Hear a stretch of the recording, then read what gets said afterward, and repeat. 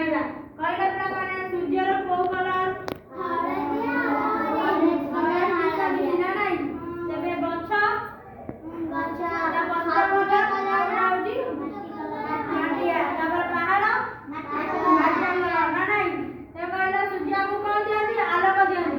ଆଲୋକ ଦିଅନ୍ତି ଯାହା ଫଳରେ ଆମକୁ କଣ କରେ? ଆମକୁ ଅନ୍ଧାର ଦେଖାଯାଏ ନା ନାହିଁ। ଯେତେବେଳେ ସେ ଉଦୟ ହୁଅନ୍ତି ଆମକୁ କଣ ଆଲୋକିତ କରନ୍ତି ନା ନାହିଁ? ତେବେ ସେ କଣ କରନ୍ତି? ଯେତେବେଳେ ଅସ୍ତ ହୁଅନ୍ତି ସେତେବେଳେ ଅନ୍ଧାର ଘଟିଯାଏ ନା ନାହିଁ? ତେବେ ଗଛ ଆମକୁ କଣ ଦିଏ? ଫଳ ଫୁଲ ପତ୍ର ସବୁ କଣ ଦିଏ ନା ନାହିଁ? ଫଳ ଛାଇ ଯାହାଫଳରେ ଆମେ କଣ କରୁ? ଶାନ୍ତିରେ କଣ ପବନ ବି ଦିଏ ଗଛ ମୂଳରେ ବସିଲେ ନା ନାହିଁ? ସେଉ ଅଙ୍ଗୁର ପରିବା ସବୁ ଦିଏ ନା ନାହିଁ? ଜାଳେଣୀ ପାଇଁ କାଠ ଦିଏ। କାଠ ଦିଏ ଯାହାଫଳରେ ଆମେ ଘର କରିଥାଉ। ତାପରେ କଣ ଦିଏ? ନା ଅମ୍ଳଜାନ ଦିଏ ନା ନାହିଁ? ଅମ୍ଳଜାନ ଦିଏ। ତେଣୁ ଆମେ କଣ ଗଛକୁ ସବୁବେଳେ ଲଗାଇବା ଆବଶ୍ୟକ। ସବୁଦିନ ଗୋଟେ ଗୋଟେ ଗଛ ଲଗେଇବ। ଗଛ ଲଗେଇଲେ କଣ ହବ? ନା ଆମକୁ କଣ କରିବ? ଫଳ ଦେବା ସହାୟକ ହବ। ଗଛକୁ ଲଗେଇଲେ ଆମେ କଣ କରିବା?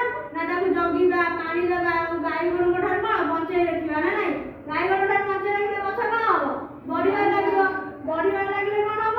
ନା ଆମେ ବଡ ହେଲେ ଆମେ କଣ କରିବା? ଫଳ ଖାଇବା ତା ଦେହରୁ ଫୁଲ ତୋଳିବା। ଫୁଲ କଣ କରିବା? ଆମେ ଠାକୁର ମନ୍ଦିରରେ ପୂଜା କରିବା ନା ନାହିଁ? ଠାକୁର ମନ୍ଦିରରେ ମାଳ ତିଆରି କରି କଣ କରିବା? ପୂଜା କରିବା। ତାର ଫଳକୁ ଖାଇବା। ପରିବା କଣ କରିବା? ତା ଦେହରୁ ରୋଷେଇ କରି ଖାଇବା ନା ନାହିଁ? ତା ଜାଳେଣୀ କାଠ ବି ଜାଳିବା। ତା ଦେହରୁ ଘର ନେଇ କରିବା। ବିଭିନ୍ନ ପ୍ରକାର ଯୋଉ ସେଉ ଅଙ୍ଗୁର ନେଇ ଭୋଗ କରିବା। ଚେୟାର ଟେବୁଲ ତିଆରି କରିବା। କାଠରେ ଆମେ ତିଆରି କରନା? ଖେଳିବା କାଠ ଗଛରେ ଚଢେଇ ମାନେ କଣ କରିବା?